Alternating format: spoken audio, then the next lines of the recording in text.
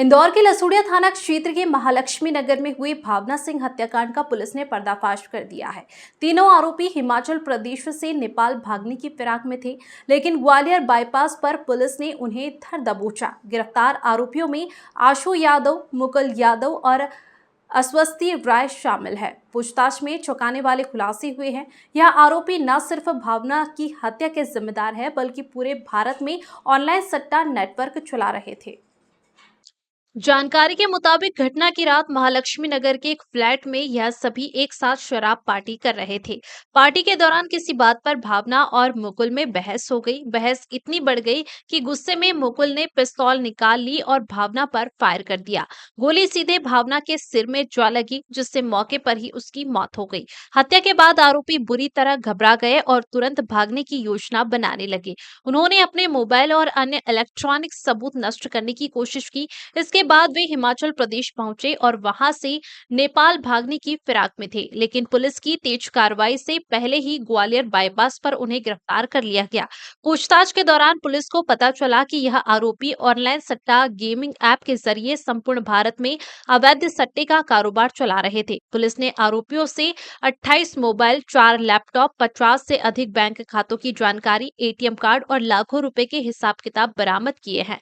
पटना में छुपाई गई हत्या में प्रयुक्त पिस्तौल और बड़ी मात्रा में जिंदा कारतूस भी पुलिस ने बरामद कर लिए हैं। अब पुलिस आरोपियों से यह भी पूछताछ कर रही है कि सट्टे के इस बड़े रैकेट में और कौन-कौन शामिल है। भावना सिंह हत्याकांड सिर्फ एक हत्या नहीं, बल्कि इसके पीछे एक बड़े अपराध सिंडिकेट का खुलासा हुआ है। पुलिस अब इस पूरे नेटवर्क की कड़ियों को जोड़ने में जुटी हुई है।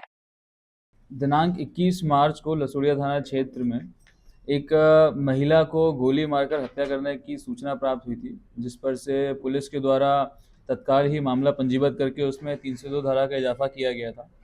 जिसके पश्चात में लगातार ही पुलिस की 3 से 4 टीमें सक्रिय थीं इनके आरोपियों को गिरफ्तार करने के लिए, जिसमें इनिशियली एक व्यक्ति का नाम सामने आया था जिसका नाम आशु यादव था। बाद में तफ्तीश के दौरान में 2 अन्य व्यक्तियों के नाम क्लियर हुए, इनको लगातार पुलिस पकड़ने का प्रयास कर रही थी।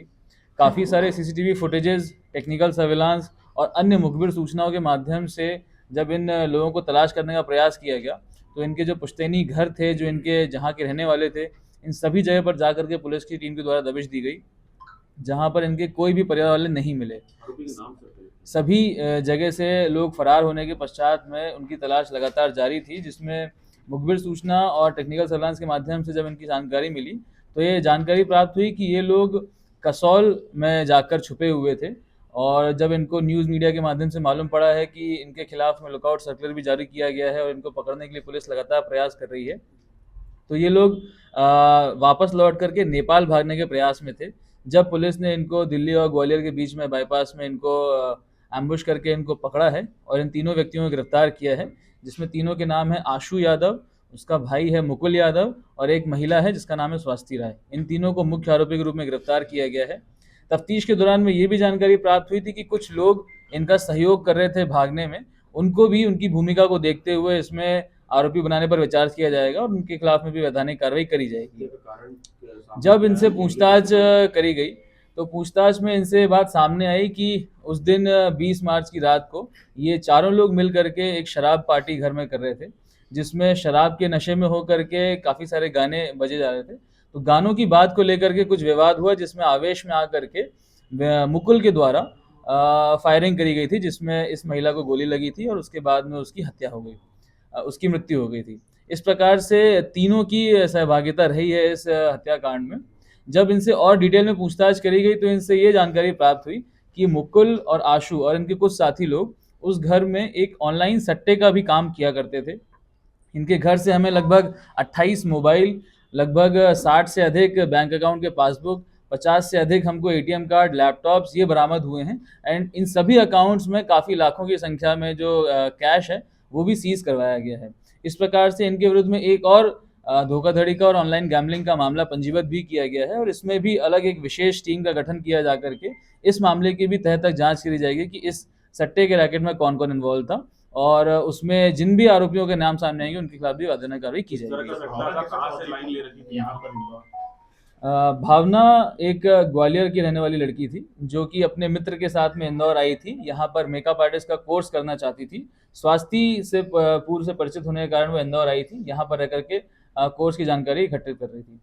इनके पास क्यों आई थी सर फ्लैट में? स्वास्थी चूंकि भावना की मित्र रही है तो पार्टी करने के उद्देश्य से यहाँ पर इनकी फ्लैट पर आई थी। ये ऑनलाइन सट्टा जो आप बता रहे हैं सर, ये कहाँ से इन्होंने लाइन ले रखी है और किस तरह से ये लोग? जी, इनसे जो प्रारंभिक पूछताछ हुई है उसके माध्यम से ये मालूम पड़ा हुआ है कि टेलीग्राम और कई अन्य सोशल मीडिया प्लेटफॉर्म के माध्यम से इनको कुछ ऑनलाइन गैम्बलिंग वेबसाइट्स के बारे में मालूम पड़ा है, जहाँ पर ये लोग एक पूरा फैसिलिटेट करने का काम कर रहे थे। लोगों से अकाउंट में पैसा लेना, उनको पॉइंट्स देना, उसके बाद में सट्टा जीतने पर उनके अकाउंट में पैसा डलवाना, इस प्रकार से पूरा मैनेजमेंट ये लोग कर रहे थे। अभी इस मामले में भी विस्तृत रूप से जांच की जानी है, कितना पैसा जिसमें फ्रीज करवाया बैंकों में?